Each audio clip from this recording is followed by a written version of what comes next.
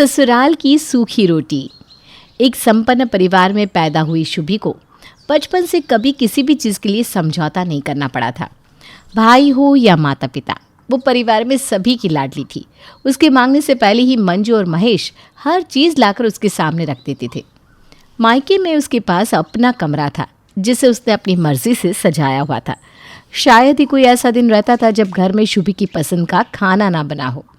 धीरे धीरे समय बीता और शुभी एक नवयुवती बन गई। शुभी की अब शादी की उम्र हो गई है। आप कोई अच्छा लड़का देखकर बात चलाइए ना। अरे कैसी बात करती हो भाग्यवान, अर्णव शुभी से बड़ा है। पहले तो अर्णव की शादी होनी चाहिए। नहीं, पता नहीं कल को कैसी बहू आए। मैं पहली शुभी को विदा करना चाहती हूँ, उसके बाद ही बहू लेकर आएंगे। अपनी बेटी की शादी में मैं अपने सारे अरमान पूरे करना चाहती हूँ। दिल खोल कर खर्च करूँगी अपनी इकलौती बेटी की शादी में। पति की जिद के आगे महेश की एक भी नहीं चलती और जल्द ही शुभी के लिए महेश एक बड़े व्यापारी का रिश्ता ढूंढ कर लाता है। देखो शुभी की माँ, वैसे तो लड़के ने MBA की हुई है, लेकिन अपने पिता के साथ बिजनेस में ही लगा हुआ है। अगर तुम्हें ठीक लगे तो यहाँ शुभी के लिए बात चलाऊँ? अरे नेकी और पूछ अगर लड़का वाकई अच्छा है तो देर किस बात की। आप जल्दी से बात चलाइए। अच्छे रिश्तों को ज़्यादा इंतज़ार नहीं कराना चाहिए। उसके लिए लड़कियों की कोई कमी तो होगी नहीं। मंजू की बात सुनकर महेश जल्द ही नवीन के साथ शुभी के रिश्ते की बात चलाता है और बहुत जल्द खूब धूमधाम से शुभी की शादी नवीन के साथ हो जाती है। मंजू और महेश ने तो अपनी तरफ से अच्छे समृद्ध परिवार में ही बेटी का रिश्ता किया था, किंतु कहते ना, माता पिता संतान के लिए बस दुआ कर सकते हैं, उनकी किस्मत नहीं लिख सकते। शादी के कुछ दिन बाद न जाने प्रवीण भैया और भाभी को क्या हो गया है। जब से मेरी शादी हुई है, भैया और भाभी ने घर का बंटवारा करने की जिद पकड़ ली है। भैया भाभी से ऐसी उम्मीद मुझे कतई नहीं थी। लेकिन आप दोनों तो पापा जी का ही बिजनेस चलाते हो ना, फिर बंटवारा कैसे होगा? इसी बात की तो चिंता है शुभी। पापा नहीं चाहते कि वो अपने खून पसीने की मेहनत से खड़े किए हुए बिजनेस के टुकड़े करें, लेकिन भैया तो किसी की बात सुनना ही नहीं चाहते। वैसे तो पापा मना ही कर रहे हैं, लेकिन लगता है पापा भैया की जिद के आगे ज़्यादा दिन टिक नहीं पाएंगे। नवीन के बड़े भाई प्रवीण की जिद के कारण शुभी के ससुर बिजनेस के 3 हिस्से कर देते हैं और गुस्से में दोनों बेटों से अलग रहने लगते हैं। पापा अपने भैया के साथ रिश्ते खत्म कर दिए। उसकी वजह मुझे समझ में आती है, क्योंकि उन्होंने ही घर का बंटवारा करने के लिए पहल की थी। लेकिन मैंने तो ऐसा कभी नहीं चाहा कि घर के या बिजनेस के हिस्से हो। फिर आप मुझे अलग क्यों कर रहे हैं? मैं आपके साथ रहना चाहता हूँ पापा। हम दोनों मिलकर बिजनेस करेंगे और एक ही घर में रहेंगे। नहीं बेटा, बड़े के तेवर देखकर मुझे समझ में आ गया है कि शादी होते ही बेटों का अलग संसार हो जाता है। फिर माता पिता के साथ रहना उन्हें बंधन लगने लगता है। कल तक तो बड़ा भी पापा पापा कहकर मेरे आगे पीछे घूमता था, और आज वह ऐसे बगावत करने पर तुल गया है कि मुझे यकीन ही नहीं होता कि प्रवीण मेरी ही औलाद है। इससे पहले कि तेरे सुर भी बदल जाए, मैंने तुझे भी अलग कर दिया है। जब तक मेरे हाथ पांव चल रहे हैं, मैं अपना अच्छा बुरा खुद देख सकता हूँ। बेटा, जिस दिन हाथ पैर चलना बंद हो जाएंगे ना, तो चुपचाप किसी वृद्धाश्रम में जाकर भर्ती हो जाऊँगा। लेकिन यह कलह और टेंशन अब मुझे अपने जीवन में नहीं चाहिए। नवीन अपने पापा को बहुत समझाता है, लेकिन पापा किसी की भी नहीं सुनते और दोनों बेटों का बिजनेस और घर अलग अलग करने के बाद खुद भी दोनों बेटों से अलग रहने लगते हैं। पिता से अलग होने के बाद नवीन अपने बिजनेस में जान फूंकने की कोशिश में लगा हुआ था। वो दिन रात मेहनत कर रहा था, लेकिन न जाने बिजनेस को किसकी नज़र लगी थी कि दिन पर दिन बिजनेस घाटे की ओर ही जा रहा था। इसी बीच गुजरते समय के साथ शुभी भी एक बच्चे की माँ बन गई थी। कुछ दिन बाद, मुझे माफ़ कर देना शुभी। मुझे नहीं पता था कि इस तरह से हमारे दिन बदल जाएंगे और ऐसा दिन देखने को मिलेगा। मैंने तुम्हें वादा किया था कि शादी के बाद राजकुमारी बनाकर रखूँगा, लेकिन मैं नहीं जानता था कि मैं तुम्हें एक मिडिल क्लास पति जितनी सुविधाएं भी नहीं दे पाऊँगा। एक बार जो हमारा बिजनेस पटरी से उतरा, लाख कोशिश के बाद भी कुछ फ़ायदा ही नहीं हो रहा। हर गुजरते दिन के साथ सब बिगड़ता ही जा रहा है। मैंने इसी उम्मीद में अपना गाड़ी मकान सब बेचकर बिजनेस पे लगा दिया कि इस बिजनेस से आज नहीं तो कल सब कुछ वापस पा लूँगा। लेकिन शायद वो मेरी गलती थी। मेरे कारण आज हमारे पास न रहने को सर पर छत है और ना ही गाड़ी। ना हमारे आज का ठिकाना है ना कल का। मुझे लगता है अब मुझे बिज़नेस बंद कर देना चाहिए और कोई नौकरी ढूंढ लेनी चाहिए। जब तक हमारे पास रहने का कोई ठिकाना नहीं है, मैंने पापा से बात कर ली है, हम मम्मी पापा के साथ उनके घर में ही रहेंगे। ठीक है नवीन, मुझे कोई परेशानी नहीं है। आप पढ़े लिखे हैं, मुझे पूरा यकीन है कि आपको एक अच्छी नौकरी ज़रूर मिल जाएगी। हमारा आज अच्छा नहीं है तो क्या हुआ, कल ज़रूर अच्छा होगा।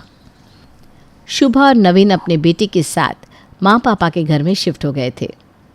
बेटा, तुम्हारे और नवीन के यहाँ आकर रहने से हमें कोई ऐतराज़ नहीं है। बस मैं इतना कहना चाहती हूँ कि अब पहले जैसी बात नहीं रही बेटा। जब से तुम्हारे पापा जी ने बिज़नेस के हिस्से किए हैं ना, न जाने बिज़नेस को किसकी नज़र लग गई है। आमदनी बस नाम की रह गई है, इसलिए मैंने घर से नौकरों को भी हटा दिया है। अब खाना और घर की साफ़ सफाई का काम तुम्हें ही देखना पड़ेगा। देखा आपने नवीन जी, हम मम्मी पापा के साथ रहने आ गए तो शायद उन्हें ऐसा लग रहा है कि उनका खर्चा बढ़ गया, इसलिए मेरे यहाँ आते ही उन्होंने नौकरों को हटा दिया। अब वो चाहती हैं कि खाना और घर के सारे काम मैं खुद करूँ। आपको पता है ना, मुझे काम करने की आदत नहीं है। और मेरे घर में तो 4-4 नौकर थे, कभी पानी का गिलास भी यहाँ से वहाँ उठाकर नहीं रखा। देखिए, मैं ये नहीं कह रही हूँ कि आप 24 घंटे के लिए नौकर रखें, लेकिन झाड़ू पोछा बर्तन के लिए तो काम वाली रखी जा सकती है ना। देखो शुभी, अभी हमारी स्थिति कुछ भी रोक टोक करने वाली नहीं है। मम्मी जैसा कहती है वैसा करो। फ़िलहाल हमें अपना समय गुजारना है। जैसे ही मेरी नौकरी लगेगी मैं किराए का मकान ले लूँगा और फिर हम वहाँ शिफ्ट हो जाएंगे। शुभी को अब सास का छोटी छोटी बातों पर बोलना बुरा लगने लगा था। उसे बात बात पर महसूस होता कि वो इतने बड़े घर की बेटी होने के बावजूद यहाँ कैसी ज़िंदगी गुजार रही है। शुभी, मैंने 1-2 जगह नौकरी के लिए ट्राई किया था। मुझे पुणे से जॉब का ऑफ़र मिला है, लेकिन फ़िलहाल मेरा बजट इतना नहीं है कि मैं पूरी फैमिली को पुणे ले जाकर सेटल हो सकूं। समझ में नहीं आ रहा क्या करूं। अब 2 ही रास्ते बचते हैं, या तो तुम मम्मी पापा के साथ इसी घर में रहो या फिर अपने मायके चली जाओ। देखो नवीन, तुम्हारे बिना यहाँ अकेले मैनेज कर पाना मेरे लिए बहुत मुश्किल होगा, और ससुराल में सबसे बड़ा सपोर्ट पति ही होता है। जब तुम ही यहाँ नहीं रहोगे तो यहाँ मेरा मन कैसे लगेगा। और मम्मी की यहाँ सारी सुख सुविधा है। आपको पता ही है ना, आजकल माँ जी छोटी छोटी बातों के लिए मुझे रोक टोक करती हैं। मैं ऐसा करती हूँ, अपने मायके चली जाती हूँ, कुछ दिन उनके यहाँ रह लूँगी। जैसे ही तुम्हारा जॉब थोड़ा सेटल होगा मैं तुम्हारे साथ पुणे आ जाऊँगी। ठीक है, जैसी तुम्हारी मर्ज़ी। मैं तुम्हें फ़ोर्स नहीं करूँगा। जैसा तुम्हें ठीक लगे तुम वैसा ही करो। वैसे भी इस समय हम बहुत बड़े फाइनेंशियल क्राइसिस में हैं और मुझे तो कुछ सूझ ही नहीं रहा। पति के पुणे जाने के बाद शुभी अपने मायके चली गई थी। एक ही शहर में ससुराल और मायका होने के कारण शादी के बाद इतने सालों में शुभी कभी भी 1-2 दिन से ज़्यादा वहाँ रुकी नहीं थी। उसे उम्मीद थी कि मायके में उसका ज़ोरदार स्वागत होगा और सभी लोग उसके मायके आकर रहने के फैसले से बहुत खुश होंगे। मायके पहुंचकर, मम्मी, मैं अपने कमरे में सामान रख देती हूँ, उसके बाद आराम से बातें करेंगे। आप हमेशा कहती थी ना 2-4 दिन के लिए आ जा, आराम से बैठेंगे, फुर्सत से बातें करेंगे। तो लो, अब मैं 2-4 दिन के लिए नहीं, 5-6 महीने के लिए आपके पास रहने आ गई हूँ। अब आप अपने सारे शौक़ पूरे कर लेना, खूब बातें कर लेना और अपनी नाती को भी खिला लेना। वो सब तो ठीक है बेटा, लेकिन तेरा कमरा तो अब छोटू ने ले लिया है। तेरे कमरे में उसने अपना सामान वगैरह जमा कर रखा है। तो ऐसा कर, गेस्ट हाउस में अपना सामान सेट कर ले। अरे मम्मी, छोटू के पास तो अपना कमरा था ना, फिर उसने मेरा कमरा क्यों ले लिया? बेटा, अब इतने सालों से खाली पड़ा था तेरा कमरा, फिर शादी के बाद उनके पास सामान बहुत हो गया तो उसने कहा कि मम्मी मैं यूज़ कर लेता हूँ ये रूम। बेटा, खाली कमरे से तो उसके काम आ जाए वही अच्छा है ना, इसलिए हमने कहा रख लो, तुम इस्तेमाल करो। अब वो अपने ऑफिस का लैपटॉप, डेस्कटॉप, फाइल वगैरह उस कमरे में ही रखता है, और तेरी भाभी का भी ना कुछ पर्सनल सामान रहता है उस कमरे में। मुझसे पूछे बिना मेरा कमरा भैया भाभी को दे दिया। जैसे मम्मी पापा के लिए अब उनकी छोटी और उसकी यादें मायने ही नहीं रखते। उन्होंने तो शायद मन बना लिया था कि मैं कभी वापस उस कमरे में आकर रहने वाली नहीं हूँ।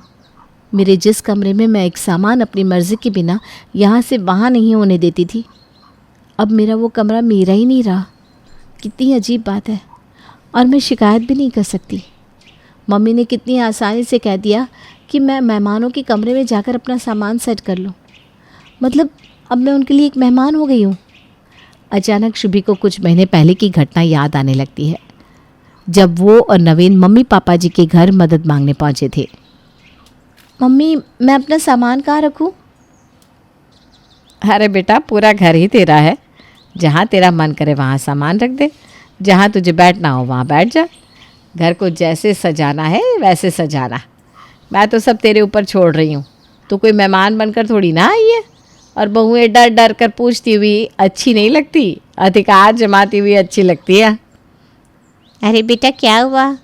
मैं रानू को बोलकर तेरा सामान गेस्ट हाउस में शिफ्ट करवा देती हूँ। ठीक है मम्मी, जैसा आपको। मैं अपना सामान गेस्ट रूम में रख देती हूँ। अगले दिन। क्या बात है बेटा, बड़ी थकी थकी सी लग रही है। रात में सोई नहीं क्या? कुछ नहीं मम्मी, अगर इसी बात की चिंता होती तो आप मुझे गेस्ट रूम में भेजते ही नहीं। आपको पता है ना, मुझे बचपन से ही अपने बेड पर सोने की आदत है। किसी और बेड पर अगर मैं लेट जाऊं तो मुझे नींद ही नहीं आती। अब एडजस्ट करने में मुझे कम से कम 1 हफ़्ता लगेगा। फिर भी आपने मुझे मेरे कमरे की बजाय गेस्ट रूम में भेज दिया। अरे वो बात नहीं है बेटा, तू मेरी बातों का गलत मतलब मत निकाल। अच्छा ये बता, खाने में क्या खाएगी? कुछ भी बना लो मम्मी, क्या फ़र्क पड़ता है। अरे बेटा, तुझे क्या खाना है मैं वही बनाऊंगी। अच्छा ठीक है, आज अपने हाथ की कढ़ी चावल बनाकर खिला दो। बहुत दिन हो गए कढ़ी चावल नहीं खाए। दोपहर के समय नौकरानी रानू सबका खाना लगाने लगती है। अरे रानू, मैंने तो मम्मी को कहा था कि आज कढ़ी चावल बना देना लंच में, फिर ये छोले चावल क्यों बना दिए? दीदी, आपने तो कढ़ी चावल बोला था, लेकिन फिर थोड़ी देर बाद बड़ी भाभी आई। कहने लगी, रानू तुझे अक्ल नहीं है, शनिवार के दिन तो काले चने और चावल बनते हैं, तो कढ़ी किसी और दिन बन जाएगी। आज तो काले चने की सब्ज़ी और चावल बना दे। तो मैंने बना दिए। अब नाराज़ मत हो दीदी, मैं आपके लिए कढ़ी चावल कल बना दूँगी। रहने दे रानू, तू माफ़ी क्यों मांग रही है? ठीक है ना, तुझे तो जैसा कहा जाएगा तो वही करेगी। और अब मैं तो मेहमान हो गई हूँ, तुझे अपनी भाभी की बात ही माननी चाहिए। रानू की बात सुनकर उसे अपनी सास की कही बातें याद आने लगती है। मम्मी जी, क्या सब्जी बनेगी आज? आप बता दीजिए, मैं बना दूँगी। अरे बहू, जो पसंद हो बना ले, इतना सोचा मत कर। जो तेरी पसंद वही हमारी भी पसंद। क्या रोज़ रोज़ मुझसे पूछने आती है, हैं? बेटा, तुम जवान लोग हो, तुम्हारी उम्र में खाने पीने का शौक़ होता है। हमारा क्या है, अब उम्र हो गई है, जो बन जाए वही ठीक। ठीक है माँ जी, फिर मैं आज छोले भटूरे बना लेती हूँ। मेरा कई दिनों से मन हो रहा था। अरे बेटा, अगर तेरा मन हो रहा था तो फिर तुझे पहले ही बना लेना चाहिए था ना। इस पे संकोच वाली क्या बात है? और देख, तू अपने घर में है, तेरा जो मन करे वो खा, जैसे मन करे वैसे रह। इतना बंधन महसूस करने की कोई ज़रूरत नहीं है बेटा। मम्मी जी रोज़ मेरी पसंद का ही खाना बनवाती थी। कभी ऐसा नहीं हुआ कि अगर मुझे कढ़ी खाने का मन हो और उन्होंने कुछ और बनवा दिया हो। और यहाँ मेरी माँ अब बहू की पसंद को बेटी से ऊपर रख रही है। शायद यही अंतर होता है, जो शादीशुदा बेटियाँ मायके में ज़्यादा दिन टिकना नहीं चाहती। ऐसा लग रहा है जिस घर में मैं बचपन से पली बड़ी हूँ, वहाँ मेरा अधिकार ही अब ख़त्म हो गया हो। शुभी बात को आगे बढ़ाना नहीं चाहती थी। वो नहीं चाहती थी कि उसके कारण मायके में तनाव या मनमुटाव की स्थिति पैदा हो, इसलिए चुपचाप लंच करने लगती है। तभी उसे अपने बेटे शिवम के रोने की आवाज़ सुनाई देती है। शुभी उठकर बच्चों के कमरे में जाती है तो देखती है शुभम और भाभी का बेटा श्रेयस आपस में झगड़ रहे हैं। अरे बेटा, क्यों रो रहे हो तुम? क्या बात हो गई? मम्मा, श्रेयस अपना किसी भी खिलौना मुझे हाथ लगाने भी नहीं देता। मैं कोई भी सामान छूता हो तो मुझसे वापस छीन लेता है। कहता है अगर मुझे खेलना है तो मैं अपने खिलौने लेकर आऊँ। शिवम बेटा, तू दे देना उसके खिलौने। वो ऐसा ही है, बिना बात अभी चिल्ला चिल्ला कर पूरा घर सर पर उठा लेगा। तू आजा, मैं तुझे कुछ खाने के लिए देती हूँ। नहीं नानी, मुझे कुछ नहीं खाना, मुझे खिलौने चाहिए। ये क्या बात हुई? मम्मी श्रेयस को भी तो समझा सकती थी। वो शिवम से उम्र में बड़ा है और घर में 2-2 बच्चे हैं, तो दोनों को मिलकर खेलना चाहिए। उल्टा मम्मी अपने पोते का ही सपोर्ट कर रही है। शिवम का भी तो मन होगा ना कि वो खिलौनों से खेले। किसी तरह शुभी ने अपने बेटे शिवम को शांत कराया और बात आई गई हो गई। कुछ दिन बाद शाम के समय अरे 9 बज गए हैं, जल्दी से चैनल चेंज करो, बिग बॉस लगाओ ना, आज बहुत अच्छा ट्विस्ट आने वाला है बिग बॉस में।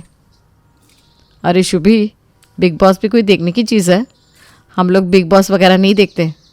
इस टाइम मैं तो न्यूज़ सुनती हूँ। रविश कुमार का प्राइम टाइम आता है ना, तुम भी सुनो, अच्छा लगेगा। शुभी के कहने पर भी भाभी ने चैनल चेंज नहीं किया था। मन मारकर शुभी को भी भाभी के साथ बैठकर न्यूज़ सुननी पड़ रही थी। कहने को तो ये बहुत छोटी सी बात थी, लेकिन हर छोटी छोटी बात शुभी के मन में गहरे घाव करती जा रही थी। वो अपने मायके में रह ज़रूर रही थी, लेकिन उसे इतना एहसास हो चुका था कि अब उसको मायके में भी अपनी मर्ज़ी के मुताबिक नहीं, बल्कि भाभी के हिसाब से रहना होगा। खाना हो या टीवी पर चलने वाला प्रोग्राम, घर की साज सजावट हो या फिर बच्चों के खेलने का समय, सारी बातें भाभी अपने हिसाब से ही निश्चित करती और ननद शुभी के ओपिनियन को कुछ खास इम्पोर्टेंस भी नहीं देती। कैसी हो शुभी? मैं तो ठीक हूँ, आपकी जॉब कैसे चल रही है? फ़िलहाल तो सब ठीक है, लेकिन पुणे बहुत महंगा शहर है। यहाँ पर तुम सबको, यानी तुम दोनों को लाकर सेटल होने के लिए अभी थोड़ा समय और लगेगा। अच्छा हुआ तुम अपने मायके चली गई। आखिर कितने दिन अकेले मम्मी पापा के पास रहती। अब पापा के यहाँ एक ही एसी है, गर्मी का मौसम है, तुम्हारे लिए बहुत मुश्किल हो जाता। नहीं नवीन, बहुत रह लिया मायके में, सोच रही हूँ इस संडे को वापस मम्मी पापा के पास चली जाऊँ। अरे ऐसा क्यों कह रही हो? कुछ बात हुई क्या? नहीं नवीन, कुछ बात नहीं हुई, बस मुझे इतना समझ में आ गया है कि मायके की घी लगी रोटी से ससुराल की सूखी रोटी ज़्यादा स्वादिष्ट लगती है। हाँ, मुझे समझने में थोड़ा वक्त ज़रूर लगा, लेकिन अब बहुत अच्छे से समझ में आ गया है। मुझे पूरा यकीन है कि मम्मी जी पापा जी मुझे किसी भी तरह की तकलीफ़ नहीं होने देंगे। तुम आराम से अपनी जॉब करो, चिंता की कोई बात नहीं है, मैं वहाँ मैनेज कर लूँगी। मायके में मेहमान बनकर रहने से अच्छा है कि मैं अपने ससुराल में हक और धौंस के साथ खुशी खुशी रहूं। शुभी को तो ये बात समझ में आ गई थी, लेकिन क्या आप शुभी की बात से सहमत हैं? क्या वाकई ससुराल की सूखी रोटी मायके की घी वाली रोटी से ज़्यादा स्वादिष्ट होती है? अपनी राय हमें ज़रूर बताइएगा।